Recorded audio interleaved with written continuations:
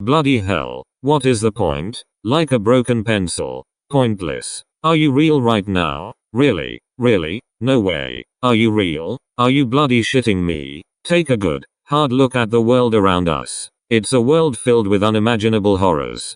People do some of the most horrendous things. Rapists, murderers, abusers, the list goes on. And it makes you wonder, doesn't it? How did we get here? Why does it seem like there's an endless supply of human cruelty? Is there something out there that's feeding this darkness? Enter television and literature. Before the age of television, people had far fewer ways to consume content. Stories were shared orally, through books, or the occasional theatrical performance. But none of it had the reach or the visceral impact that modern media does. Now, turn on your TV or open a book, and what do you find?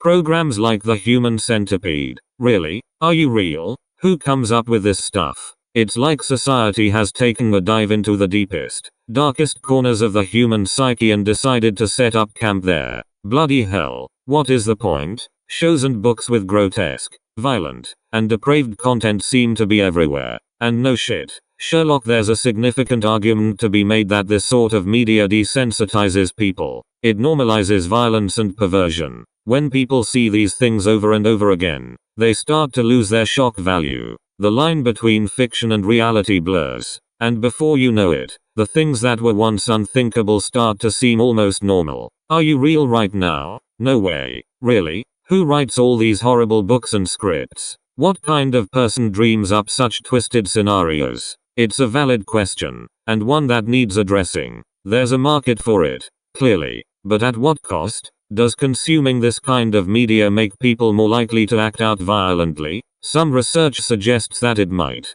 Bloody hell. How did we get here? It's like we're living in a paradox. We condemn violence and brutality in real life, yet we consume it voraciously in our entertainment. And there's no denying that entertainment shapes culture. Look at how quickly societal norms can shift based on what we see on our screens. Once upon a time, even the mildest swear words were taboo on TV. Now, it's almost more shocking to find a show that doesn't drop the F-bomb. But let's go deeper. Who benefits from this pervasive darkness? It's the media moguls, the producers, the authors who make money at the expense of human life and suffering. Bloody hell. It's all about the money, isn't it? They package and sell human misery because it's profitable. They know that violence and depravity will draw viewers, boost ratings, and sell copies. Are you shitting me? Really? This is the world we live in? Think about it. Every time a shocking, grotesque story makes headlines,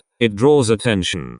People are curious. It's human nature. But this curiosity feeds the beast. The more we watch, the more they produce. It's a vicious cycle. The suffering of characters in these stories mirrors the suffering in real life. And for what? For entertainment? For profit? Bloody hell. It's sickening. And here's the kicker. When people mimic these heinous acts in real life and get caught, they are sent to prison. But guess who foots the bill for that? The taxpayers. That's right. You and me. We end up paying even more money to house, feed, and manage these criminals. It's an ongoing circle that will never end until people say, no. It's a cost that we bear for the sake of someone else's profit. Are you shitting me? Really? We need to take a step back and reassess. We need to ask ourselves why we crave such darkness in our media. Are we so bored, so desensitized, that we need increasingly extreme content to feel anything? Bloody hell. If that's the case, then we're in deeper trouble than we thought.